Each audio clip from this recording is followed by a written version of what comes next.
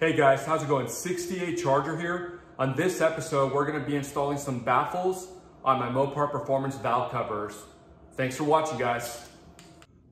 So as I continue my journey to stop all leaks on both the transmission and the engine, I realized that I was getting a little bit of oil splatter on the valve covers and realized it was coming from both the breather on this side and the PCV valve on the other side. As you can see right there, you can see where the oil has been splattering over time.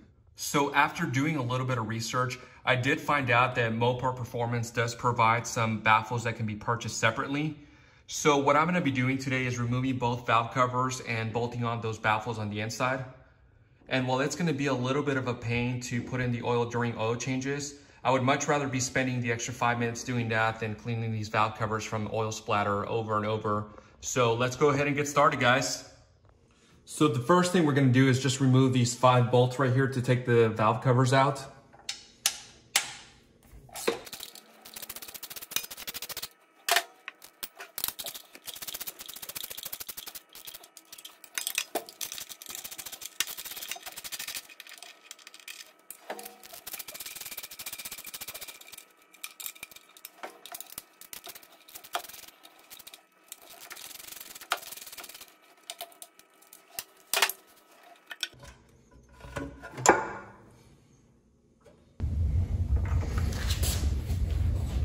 Right, so now that the valve cover's out, it's gonna be really simple. We'll just get it cleaned up real quick.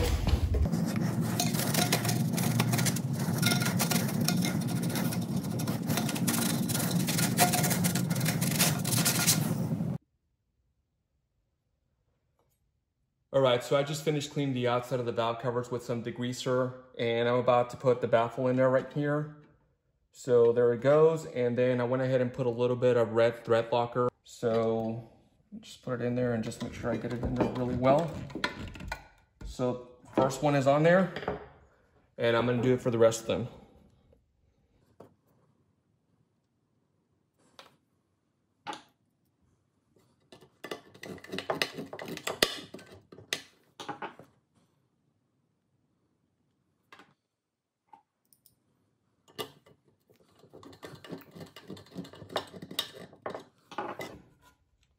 So there you have it, guys.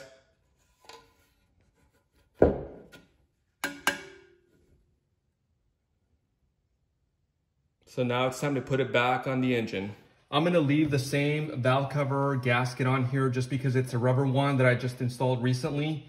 And it says on there that it can be used multiple times, so I'm not gonna mess with it. If it starts leaking, then I'll go ahead and change it. But time to put it back on, and let's get started.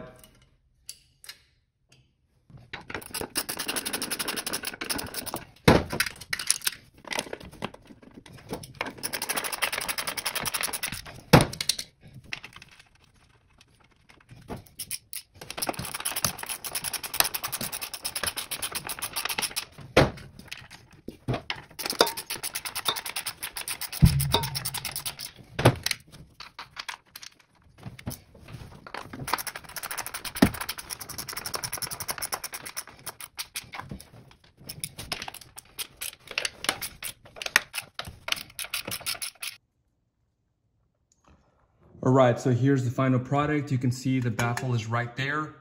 It still does have a little bit of clearance for the oil to go in pretty freely, but I'm sure it's gonna take a lot longer than it did before. So now that I finished doing this, I'm gonna put the breather back on. There we go. And I won't bore you with doing the other side, but you do it exactly this way. Let me know if you have any questions, and thank you for watching. Have a good one.